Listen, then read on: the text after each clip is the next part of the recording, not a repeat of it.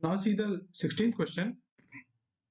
The question is again from polity and from constitution. The question asks, the preamble to the Constitution of India is option A, a part of the Constitution but has no legal effect. Option B, not a part of Constitution and has no legal effect either. Option C, a part of the Constitution and has same legal effect as any of the other part.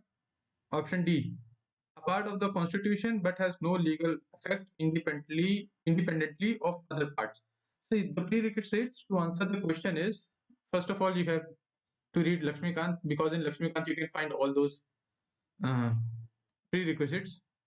But if you read Lakshmikant, then you must have heard of Keshwananda Bharti case.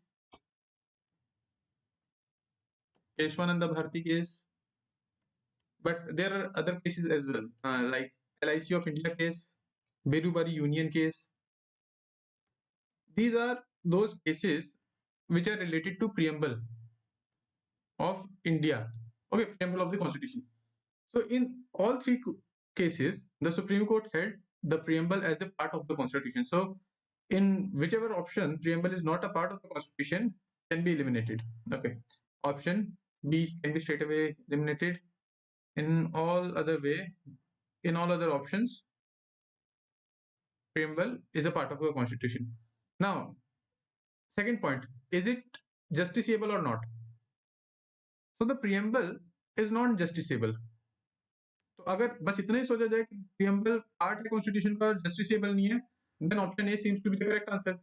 But this will be very incomplete statement कि part है और justiciable नहीं है.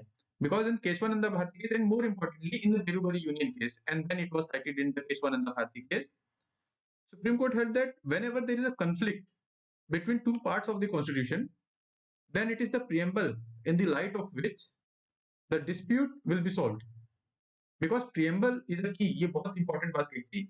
Preamble is a key to open the minds of the framers of the Constitution.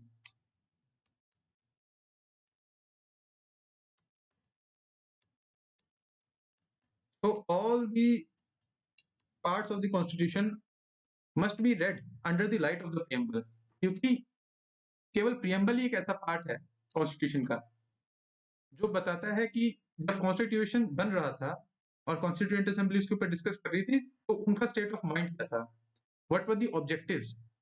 So preamble has no legal effect in itself. Independently इसके पास कोई legal effect नहीं है, but other parts के साथ अगर preamble को पढ़ते, then it gives the legal effect to the preamble as well. So a part of the Constitution but has no legal effect independently of other parts. दूसरे parts के साथ इसका legal effect है. So option D is the correct answer, because in all other options, like option A, इसमें तो straight away कहते हैं कि legal effect है ही नहीं.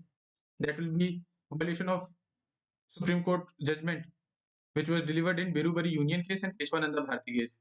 Again, जब इसमें कहा जाता है ऑप्शन सी में same legal effect as any other part, then again Berubari union case और केशवानंदा भारती केस में जो भी जजमेंट्स है उसका वायोलेशन हम लोग एक तरीके से बोल रहे हैं कि just we are saying just the opposite. So option D is the correct answer. Let's see the answer and explanation. Option D is marked as the correct answer, and the reason for that given here in the explanation. Like any other part of the Constitution, preamble was also enacted by the Constituent Assembly, but after the rest of the Constitution was enacted. तो इसमें यहाँ पे last में दिया गया है. However, two things should be noted. Preamble is neither a source of power to the legislature nor a prohibition upon the legislature. It is non-justiciable. So these two things were stated in the Constituent Assembly itself. But in Keshwananda Bharti case 1973, Supreme Court opined that it is a part of the Constitution. Okay, it rejected the earlier opinion and held that preamble is the part of the Constitution, and it also mentioned that all the constitutional disputes must be read under the light of the preamble.